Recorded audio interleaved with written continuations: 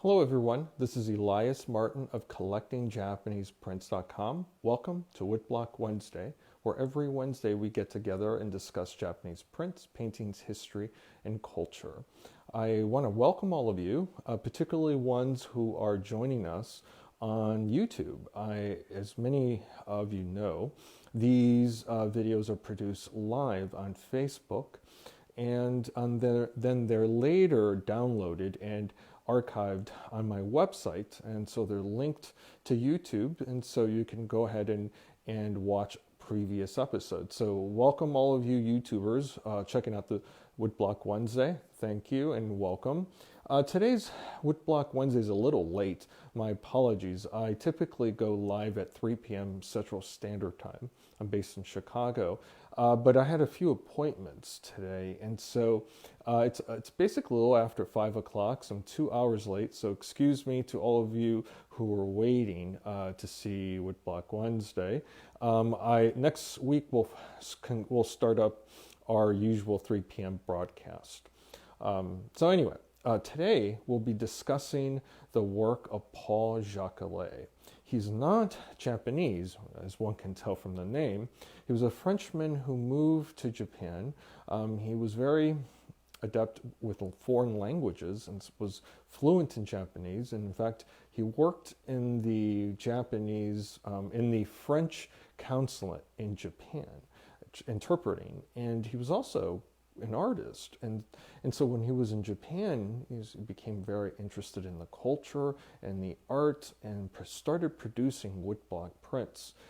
He is one of those artists in the early 20th century that produced woodblock prints, but produced them in a collaborative process. So his work is considered shinhanga. However, he was his own publisher.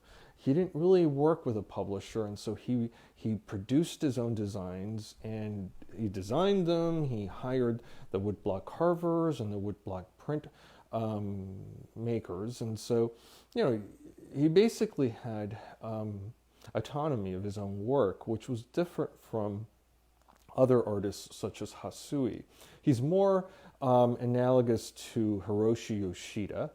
And so, he's an important 20th century printmaker, and so that's why we're featuring him today. So without further ado, let's go to the table and have a look. So this print is basically Jacoulet's most famous print, or it's in the top 5. When I think of Jacoulet, I think of this design, and this is, of course, the Mermaid. And Jacoulet produced this work inspired by his travels to the South Sea. And so in 1929, he traveled extensively, visiting islands in that area. He went to Tahiti. He basically followed in the footsteps of Paul Gauguin, another Frenchman. And so he traveled there seeking sort of inspiration. And many of his prints feature the inhabitants of the islands. And so, of course, the print, one can say maybe Jacoulet bumped into a mermaid in the South Sea. Who knows? But the print is fantastic. It is one of those designs that is iconic. It is just extraordinary. And we have Zoe here. Well, hello, Zoe. Yes, it's a beautiful print. So I want to point out some wonderful aspects about the print, and then we could talk a little bit more about Jacoulet. This print, the colors on this are just extraordinary. And I want to highlight that there's silver mica throughout the design. It is just extraordinary. And so Jacoulet was known as an artist who produced really wonderful designs, extraordinary designs, but the artistry also is in the woodblock carving and printing.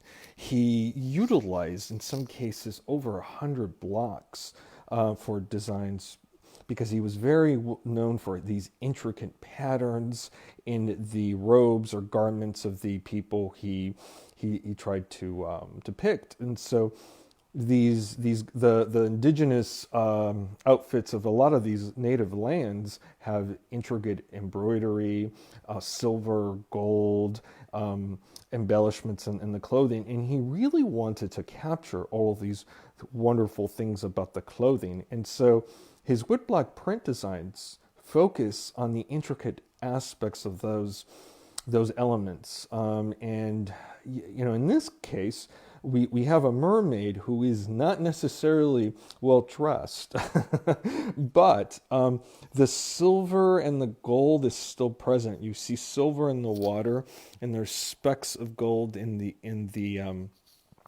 fins of the mermaid. And it's not just the gold and silver embellishments, it's also the pigments he used and how often they were impressed into the paper. So the bokashi, the intensity of the colors is those elements are in printing require a great deal of work. You have 2, 3, 4, maybe even 5 to 10 impressions of a certain color. And so in this case, you see this beautiful aquamarine color in the background, and then you have at the horizon a darker blue, which with some bokashi, and then we have a darker blue that matches the horizon line around this sort of rocky precipice. And of course the colors throughout here, it's not just one gray, it's extraordinarily amounts of different grays. In the rock here, you have at least 4 grays used to create the rocky portion where the mermaid is sitting. And then you see the mermaid's fingernails are painted. The tone of her body is actually quite even, but there's areas where it's a little lighter at the edges to kind of give a contour to the body. And then there's bokashi or darker color around here towards where the torso meets the fins. So the print illustrates really amazing amounts of work in terms of the printing. And this is, when I think of Jacoulet, besides these fantastic designs, it's the amount of work that goes into these prints that is just extraordinary. And so, I'm going to stop talking for a moment and just allow you to enjoy the design.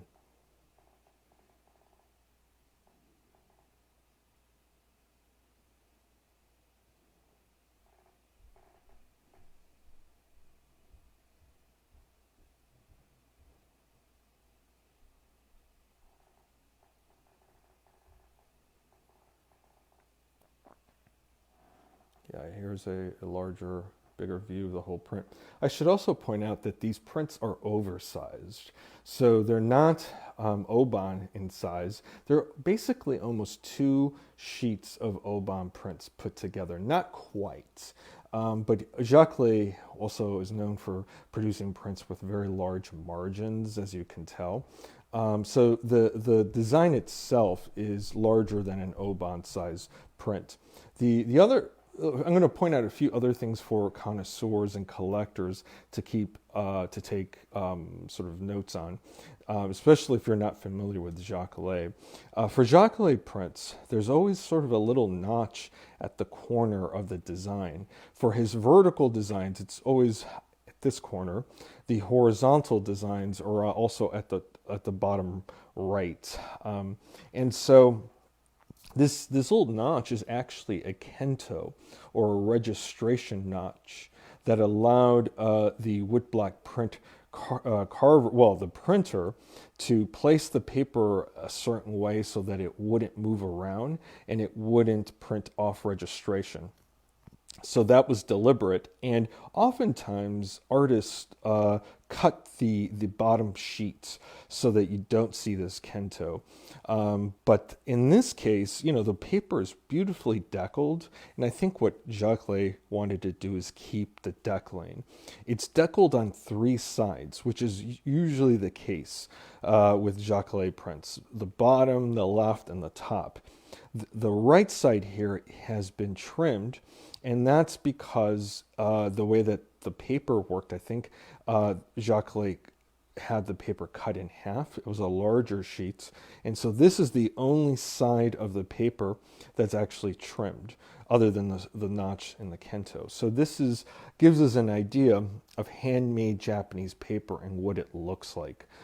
Usually with Shinhanga prints like Hasui or Yoshida's, the bottom margin is trimmed and it looks like this side, and it does not have a kento. So it's nice to see how the print was actually made and see a kento. The other thing I want to point out for connoisseurs and people interested in Jacoulet is the back of this print has a PJ seal. And there are different editions that Jacoulet produced. The earliest editions on some designs have a kanji. And then there's the edition of 150. Then there's an edition of 250. And then there's a PJ seal. And the PJ seal just means that it was printed outside of those limited edition designs. And from what I understand, Jacoulet actually never finished each edition. Though there's an edition of 150 and 250, he sort of abandoned those editions halfway through, partly because he didn't print them all because they were printed as they were sold.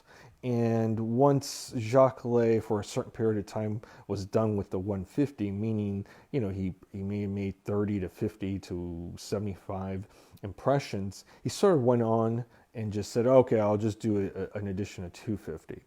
But from what I understand, based on what Miles, he's a scholar on Jacoulet who produced the first book on him, that's the way he described Jacoulet's working method. And so they're not, they were never finished within each edition. So when you add up the amount of prints that were actually produced for each edition, they're less than what the total amount suggests. And overall, they're actually quite scarce. They're not as many as you would think. So that's something to keep in mind with Jacoulet prints. The other thing I want to point out is that there's a really wonderful new book published by a Japanese publisher on Jacoulet. This is a very substantial publication. As you could tell, it's quite thick, and I'll just flip through it really quickly. It illustrates basically every single Jacoulet print produced in full color. And this is something new, as other Jacoulet books had not yet done that. Many were produced with black and white images, particularly the book by Richard Miles. So this book basically replaces the Miles book, and it goes further than that. I mean, it illustrates all these wonderful designs, plus the back of the print, also, or the book, illustrates the printing process, and then there's a process set. So actually, this book is far superior to any Jacoulet print book available. So I highly recommend this book. This book will be available in my bookstore soon. It just came out about a month and a half ago, and I just got it in from Japan, and I thought I'd share the book along with the print. So I'm just going to zoom in again so you could see how wonderful this design is.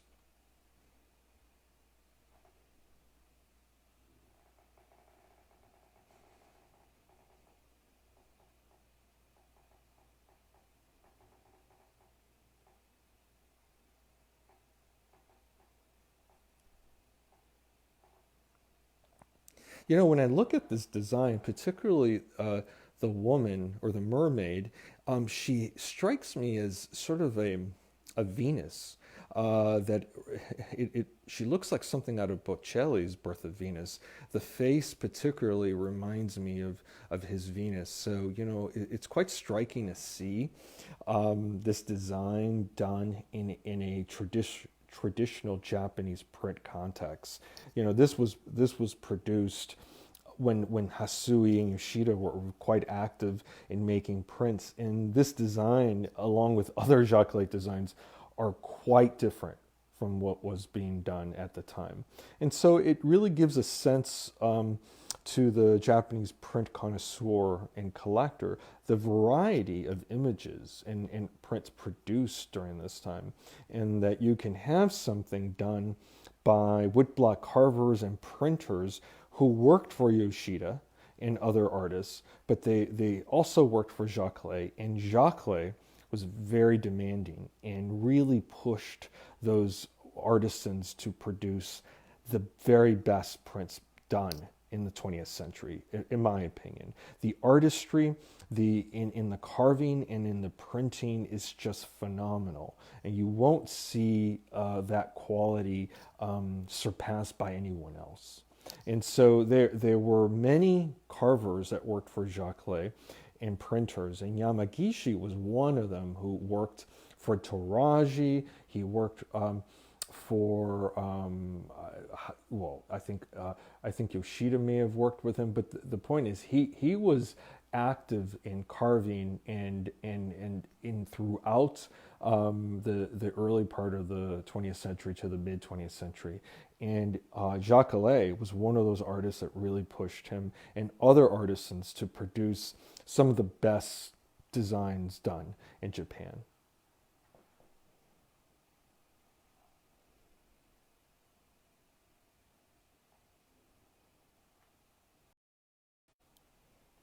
Well, I hope you enjoyed our conversation about Paul Jacoulet.